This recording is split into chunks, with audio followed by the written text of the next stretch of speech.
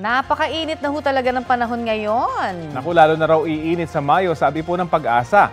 Ang sabi kaya dyan ng netizens. Parang hindi na raw kakayanin ni May Nueva ang init ng panahon. Lahat ng araw ng paraan ginawa na niya, mainit pa rin.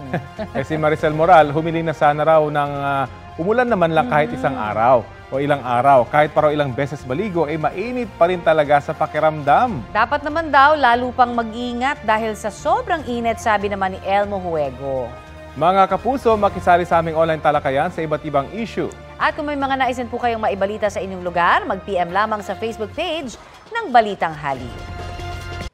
Kapuso, para sa mga maiinit na balita, mag-subscribe sa GMA Integrated News sa YouTube.